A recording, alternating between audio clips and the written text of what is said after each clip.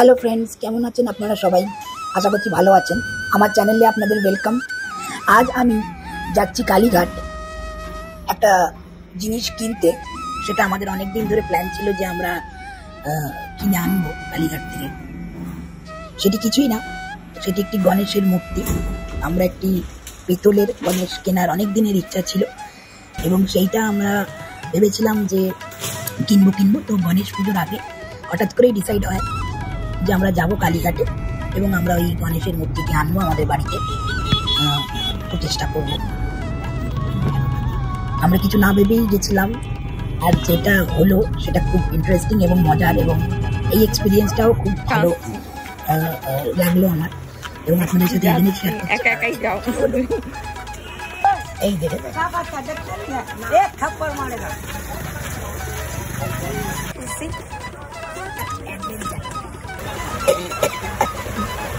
অজিতের দোকান না পেরিয়ে যাও না, অজিতের দোকানটা করতে হ্যাঁ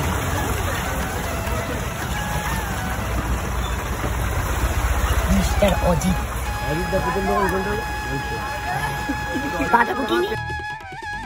আমি ওটাই বললাম যে বাপরে আমি আমার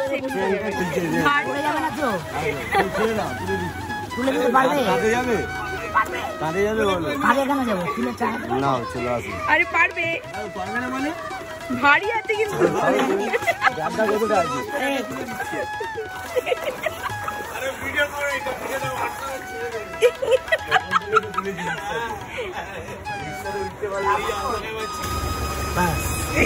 চলো কি অবস্থা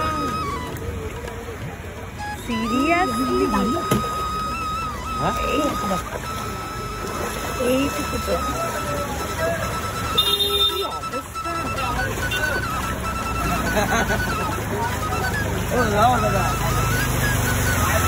দাদা এখানকারই লোক, এইটুকু দেখা যায়।